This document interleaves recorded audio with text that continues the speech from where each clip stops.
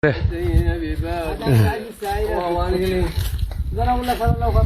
حاجة من الطريق هذا؟ ها؟ ماشي هذه ماشي هذا 3000 ها هذه أمس لما وصل الحجر.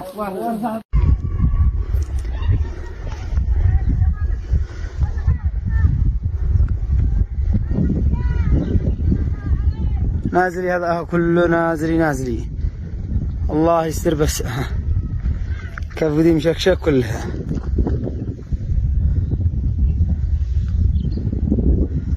فصل هكذا ها يعني من وكل شوية ينزل شوية الله يستر بس الله يستر بس ها شنو كم فصل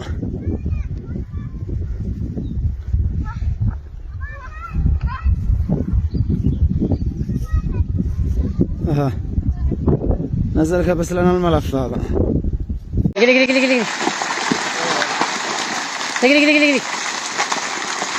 جاوب الجوال من كل جهة. اهربوا يا واسع.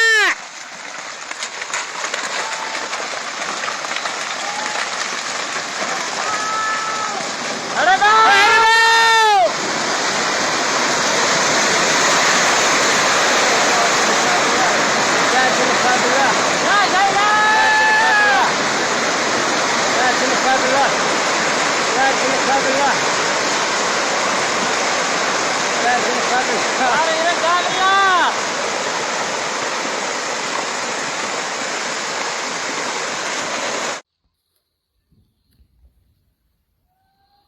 من هناك من هناك نزل يعني هبطت الأرض خلاص اشتقت كأنه لا حصل زلزال.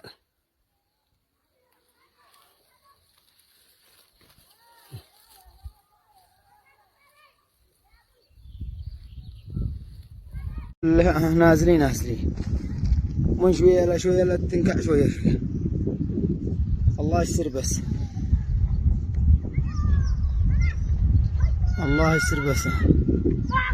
نازلي كله كيف فصل ها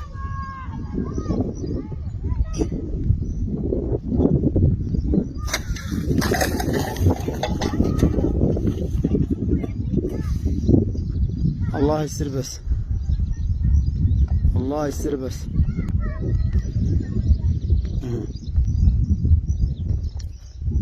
نازلك بس لنا الملف كله.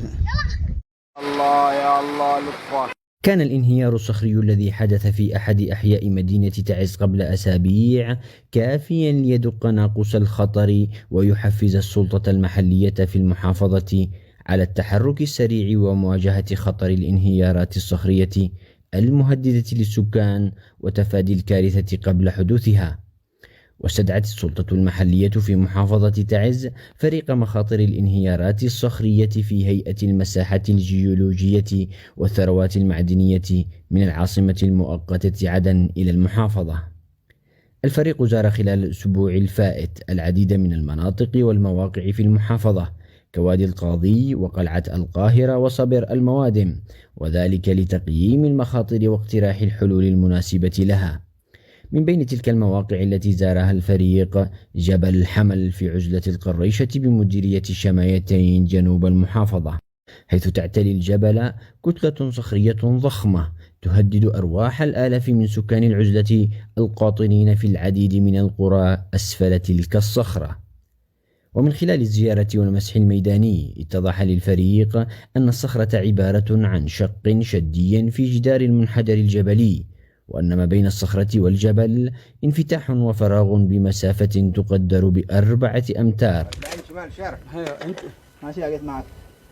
خلاص يا أخي قدرها 5 متر. 40 انت الحين وخلص الفريق إلى أن الصخرة من الصخور الرملية التي تستقر على صخرة أخرى أسفل منها، وترتكز كل من الصخرتين على صخور أسفل منهما مشكلة زاوية تقترب من القائمة وبها العديد من الفواصل.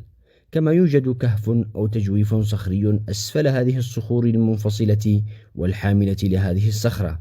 واصفا الفريق الصخرة بأنها من أخطر المواقع والكوارث المهددة للسكان مقارنة بالمواقع الأخرى التي تم زيارتها في المحافظة، والتي تستدعي التدخل العاجل من قبل الجهات المختصة. هناك صخرة عملاقة تهدد حياة الآلاف من السكان في هذه القرى المتناثرة تحت هذه الصخرة. فنتمنى، نحن سوف نرفع بالتقرير العاجل لقيادة السلطة المحلية في المحافظة ولعمل المعالجات العاجلة دون تأخير، وإن شاء الله سنعمل على رفع التقرير هذا في القريب العاجل إن شاء الله. ويدرس فريق العمل حاليا عملية وكيفية تثبيت هذه الصخرة بكابلات حديدية على الجبل بعد أخذه كل الاحتياط.